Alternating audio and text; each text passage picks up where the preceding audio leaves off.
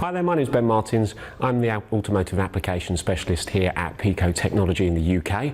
And today we will be looking at the premium 6-way breakout lead set, part number PQ070. Okay, so we're going to look at another test now using the 6-way breakout lead kit set. Then we're going to look at the air-fuel ratio sensor on this one. Now, one of the benefits to this this kit is that there's 11 sets of different types of lead, and in each of them sets is actually 6 leads of the same terminal, which is great for an AF sensor. This particular type is a 5-wire, so actually it means we can put in a full connection using the breakout lead set and still maintain all them terminals so that we're all connected and working properly. So we're going to get the scope up and running. Again, taking a relatively long time base, plus or minus 20 volts, because at the moment, if we haven't got a wiring diagram, we're not sure what wires actually putting what out at the moment. So make sure that you're going to capture something on the screen. And if we could start the vehicle up, please. That's great, and then we'll just start connecting.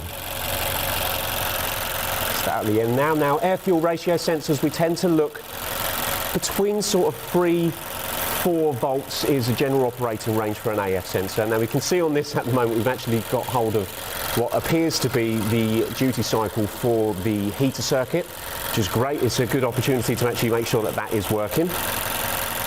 And we'll just move along the row and just see what actually comes up on the screen.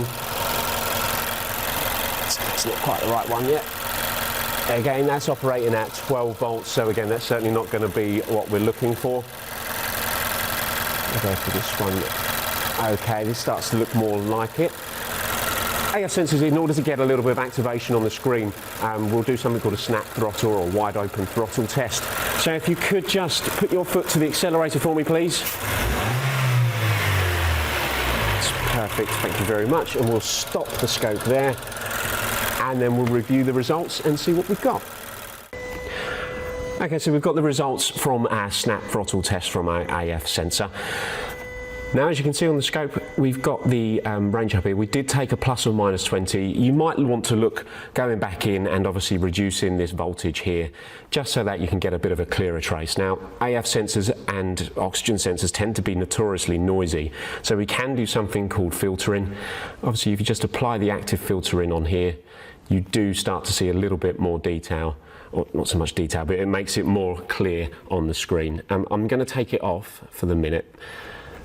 Now again, one of the benefits of the PicoScope's software is that we can zoom in and you can still get lots and lots of detail from that. So we can see the activation there, we can see the fact that the sensor has shifted its position, so we've got a rough peak of about 4 volts there, and again dropping back down to 3 volts on there as well. So we're happy that there's activation from that sensor, and from that we can prove that the sensor is doing what it should.